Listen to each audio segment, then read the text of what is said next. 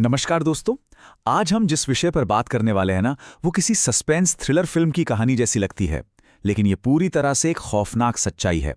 एक ऐसा geopolitical crisis जिसने पूरी दुनिया को हैरान कर दिया। Sri Lankan economic collapse. एक फलता फूलता देश जो रातों रात ताश के पत्तों की तरह बिखर गया। एक देश जहां लोग कभी छुट्टियों पर जाते थे, फिर अचानक पेट्रोल खत्म, दूध खत्म, दवाइयां खत्म और लोग राष्ट्रपति भवन पर कब्जा करने सड़क पर उतर आए। लेकिन सवाल है, श्रीलंका जैसा खूबसूरत देश अचानक कंगाल कैसे हो गया? और सबसे डरावनी बात, क्या भारत को भी इससे सबक लेना चाहिए? तो चलिए बिना टाइम वेस्ट किए सीधा इस पूरे क्राइसिस की गहराई में उतरते हैं। इस विश्लेषण में हम 6 अहम चीजें समझेंगे। पहला, इस खूबसूरत देश का भयानक पतन। दूसरा, इनकी अर्थव्यवस्था के 3 मुख्य स्तंभ। तीसरा, इतिहास की सबसे बड़ी गलतियां। चौथा, चीन का खतरनाक कर्ज जाल। पांचवां, 2022 का महाआर्थिक संकट। और छठा, भारत के लिए 5 जरूरी सबक। तो शुरुआत करते हैं हमारे पहले भाग से, खूबसूरत देश का भयानक पतन। अब देखिए, श्रीलंका हमेशा से अपनी खूबसूरती, शानदार एजुकेशन और साफ सुथरी सड़कों के लिए जाना जाता था। हर साल दुनिया भर से लाखों टूरिस्ट्स वहां छुट्टियां मनाने जाते थे। लेकिन फिर क्या हुआ? वही खुशहाल देश अचानक ऐसी हालत में आ गया कि लोगों को 1-1 लीटर पेट्रोल के लिए रात रात भर लंबी लाइनों में धक्के खाने पड़े। रोजमर्रा का खाना गायब हो गया, जीवन रक्षक दवाइयां खत्म हो गईं और बिजली दिन में मुश्किल से 2 या 3 घंटे ही आती थी। आम जनता के अंदर का गुस्सा इस कदर उबल पड़ा कि उन्होंने सारे बैरिकेड्स तोड़ दिए, सीधे राष्ट्रपति के महल में घुस गए और उनके ही स्विमिंग पूल में नहाने लगे। मतलब जब पूरा का पूरा सिस्टम फेल हो जाता है ना, तो हालात कुछ ऐसे ही बेकाबू हो जाते हैं। आइए अब आते हैं भाग 2 पर, अर्थव्यवस्था के 3 मुख्य स्तंभ। अब जाहिर सी बात है, इतनी बड़ी बर्बादी रातों रात तो नहीं होती। इस विफलता को समझने के लिए हमें इनकी इकोनॉमी की नींव को समझना होगा। श्रीलंका की पूरी अर्थव्यवस्था मुख्य रूप से 3 पिलर्स पर टिकी थी। पहला, टूरिज्म, जो विदेशी मुद्रा यानी डॉलर्स लाने का सबसे बड़ा जरिया था। दूसरा, चाय का भारी एक्सपोर्ट। और तीसरा, रेमिटेंस, यानी जो लाखों श्रीलंकाई लोग विदेशों में काम करते थे और वहां से अपनी गाढ़ी कमाई का पैसा घर भेजते थे। लेकिन फिर किस्मत खराब होना शुरू हुई। 2019 में दुखद ईस्टर बम धमाके हुए। 269 मासूमों की जान गई।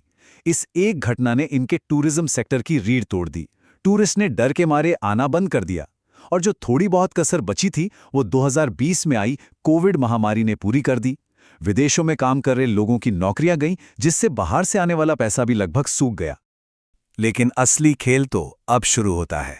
भाग 3, इतिहास की सबसे बड़ी गलतियां। किस्मत की मार के बाद जो असली गड़बड़ हुई, वो सिस्टम के अंदर से हुई। राजपक्षे सरकार के वो विनाशकारी फैसले। चलिए इस टाइमलाइन पर नजर डालते हैं कि ये सब कैसे बिल्ड हुआ। 2017 में हम्बनटोटा पोर्ट को लीज पर देना, फिर 2019 में बिना सोचे समझे किए गए टैक्स कट्स, 2020 का कोविड संकट, 2021 में अचानक केमिकल फर्टिलाइजर पर बैन और फाइनली 2022 का पूरा पतन। ये सिर्फ तारीखें नहीं है दोस्तों, ये एक देश की अर्थव्यवस्था के ताबूत में ठोकी गई कीलें हैं। इसे ऐसे समझिए, 2019 में राजपक्षे सरकार ने इलेक्शन जीतने और लोगों को खुश करने के लिए एक ऐसा कदम उठाया जिसने सब तबाह कर दिया। उन्होंने वैल्यू एडेड टैक्स यानी वैट को सीधे 15% से घटाकर 8% कर दिया। इनकम टैक्स की दरें भी कम कर दी। अब आम इंसान को तो लगेगा कि वाह क्या बात है, लेकिन एक देश के नजरिए से सोचिए। इसका रिजल्ट ये हुआ कि लगभग 20 लाख लोग अचानक टैक्स के दायरे से बाहर हो गए। सरकार की कमाई एक ही झटके में 30% गिर गई। अब अर्थशास्त्र का सीधा सा नियम है दोस्तों, जब सरकार की कमाई इतनी बुरी तरह गिरेगी और खर्चे वही रहेंगे, तो देश चलाने के लिए भारी मात्रा में कर्जा तो लेना ही पड़ेगा ना। और यहीं से एंट्री होती है हमारे चौथे भाग की, चीन का खतरनाक कर्ज जाल। अपनी इस कम हुई कमाई की भरपाई के लिए श्रीलंका ने इंटरनेशनल लोन्स का सहारा लिया और यहीं चीन की डेप्ट ट्रैप डिप्लोमेसी यानी कर्ज जाल की कूटनीति ने अपना असली रंग दिखाया। श्रीलंका ने चीन से अरबों डॉलर का भारी भरकम कर्ज उठाया, और वो भी किन चीजों के लिए? कोलंबो पोर्ट सिटी और विशाल हाईवेज जैसे मेगा प्रोजेक्ट्स के लिए, जिनसे तुरंत कोई भी प्रॉफिट नहीं मिलने वाला था। अब जब इन प्रोजेक्ट से उम्मीद के मुताबिक कमाई नहीं हुई, तो श्रीलंका चीन का भारी ब्याज चुका ही नहीं पाया। और ये बात कितनी डरावनी है कि 2017 में मजबूरी में आकर श्रीलंका को अपना हम्बनटोटा पोर्ट पूरे 99 साल के लिए चीन को लीज पर सौंपना पड़ा। एक आजाद देश की संप्रभुता के लिए ये एक बहुत बड़ा समझौता था। अब देश इस भारी कर्ज के बोझ तले पहले ही डूब रहा था और तब 2021 में सरकार ने एक ऐसा फैसला लिया जिसे आप शुद्ध पागलपन कह सकते हैं। सरकार ने बिना किसी पूर्व तैयारी के एक ही रात में पूरे देश में केमिकल फर्टिलाइजर के इस्तेमाल पर बैन लगा दिया और कह दिया कि अब से सिर्फ ऑर्गेनिक फार्मिंग होगी। सुनने में ऑर्गेनिक बहुत अच्छा लगता है, राइट? लेकिन बिना किसी ट्रेनिंग और बैकअप के ऐसा करने का नतीजा बहुत भयानक था। चावल की पैदावार सीधे 40% गिर गई और जो चाय की खेती श्रीलंका की इकोनॉमी की जान थी, वो पूरी तरह बर्बाद हो गई। जो देश कल तक अपना खाना खुद उगाता था, उसे अब भारी मात्रा में बाहर से अनाज इंपोर्ट करना पड़ा, जिससे उनका बचा खुचा विदेशी मुद्रा भंडार भी तेजी से खाली होने लगा। अब हम पहुंचते हैं इस कहानी के सबसे खौफनाक हिस्से पर। भाग 5, 2022 का महा-आर्थिक संकट। इन सारी गलतियों का घड़ा अब पूरी तरह से भर चुका था।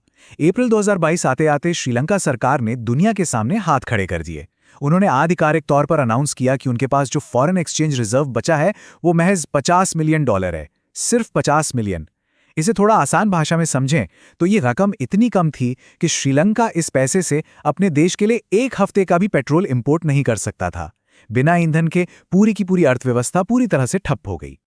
और आम आदमी की जो रही सही उम्मीद थी, वो इस अगले आंकड़े ने पूरी तरह कुचल दी। श्रीलंका में महंगाई दर 70% के खतरनाक लेवल को पार कर गई। इसका सीधा सा मतलब ये था कि जो नॉर्मल सी चीज कल तक 100 रुपए में मिलती थी, वो आज 170 रुपए में भी उपलब्ध नहीं थी। खाने का तेल, बच्चों का दूध, बुखार की दवाइयां, ये सब या तो बाजार से बिल्कुल गायब हो गए या इतने महंगे हो गए कि एक आम इंसान के लिए इन्हें खरीदना नामुमकिन हो गया। और तब तक श्रीलंका का टोटल विदेशी कर्ज $51 बिलियन के डरावने आंकड़े तक पहुंच चुका था। सोचिए जरा, एक तरफ खजाना पूरी तरह खाली और दूसरी तरफ $51 बिलियन का कर्जा। अंत में श्रीलंका के पास इंटरनेशनल मॉनेटरी फंड यानी IMF के सामने भीख मांगने के अलावा कोई दूसरा रास्ता नहीं बचा। आखिरकार IMF ने $2.9 बिलियन का एक बेलआउट पैकेज दिया तो सही, लेकिन इतनी कड़ी शर्तों के साथ कि वहां की बेचारी जनता को और भी ज्यादा आर्थिक तकलीफें झेलने के लिए मजबूर होना पड़ा। और अब सबसे जरूरी हिस्सा, भाग 6, भारत के लिए 5 सबक। तो दोस्तों, मेन पॉइंट यह है कि यह सिर्फ श्रीलंका की बर्बादी की कहानी नहीं है, बल्कि हमारे लिए एक बहुत बड़ी वार्निंग है। इस त्रासदी से 5 अहम सबक निकल कर आते हैं। पहला, किसी भी एक देश, विशेषकर चीन जैसे देश पर बहुत ज्यादा निर्भर मत रहिए, क्योंकि जब वो अपने कर्ज का फंदा कसता है ना, तो निकलने का कोई रास्ता नहीं बचता। दूसरा, रातों रात बड़े इकोनॉमिक रिफॉर्म्स मत थोपिए। बिना तैयारी के किया गया बदलाव सिर्फ तबाही आता है। तीसरा, अपना विदेशी मुद्रा भंडार हमेशा मजबूत रखिए। मुश्किल वक्त में यही देश की ढाल बनता है। चौथा, टैक्स बेस को बढ़ाइए, उसे घटाइए मत। सरकार की कमाई कम होगी तो कर्जा बढ़ेगा और एक दिन सब ढह जाएगा। और पांचवा, जो शायद सबसे ज्यादा क्रूशल है, हमेशा जनता की आवाज सुनिए। श्रीलंका में जो कुछ भी हुआ वो किसी प्राकृतिक आपदा से नहीं हुआ था। ये इंसानी गलतियों, सत्ता के घमंड और अपनी ही जनता को इग्नोर करने का सीधा नतीजा था। आज अगर हम श्रीलंका के हालात की तुलना अपने देश भारत से करें तो एक राहत भी मिलती है और एक राष्ट्रीय गर्व का एहसास भी होता है। एक तरफ वो श्रीलंका था जिसका फॉरेक्स रिजर्व मात्र $50 मिलियन रह गया था, वहीं दूसरी तरफ आज हमारा भारत है जिसके पास लगभग $640 बिलियन का एक विशाल और मजबूत फॉरेक्स रिजर्व है। ये इतना है कि हम 11 महीने से भी ज्यादा का इंपोर्ट आराम से सुरक्षित कर सकते हैं।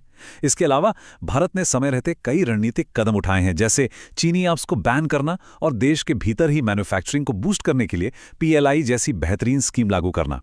यही वो नीतियां हैं जो आज हमारी अर्थव्यवस्था को एक मजबूत सुरक्षा कवच दे रही हैं। तो दोस्तों, श्रीलंका का ये पतन हम सबके लिए एक बहुत बड़ा अलार्म है। हमें यह हमेशा याद रखना चाहिए कि तरक्की का रास्ता भले ही बहुत लंबा और मुश्किल होता है, लेकिन बर्बादी का रास्ता बहुत छोटा होता है। अब देखना यह है कि क्या भविष्य में दुनिया की बाकी उभरती अर्थव्यवस्थाएं इस खतरनाक कर्ज जाल से खुद को बचा पाएंगी। खैर, अगर ये वीडियो आपको इन्फॉर्मेटिव लगी तो लाइक करो, शेयर करो और चैनल को सब्सक्राइब करना मत भूलना। मिलते हैं अगली वीडियो में। जय हिंद।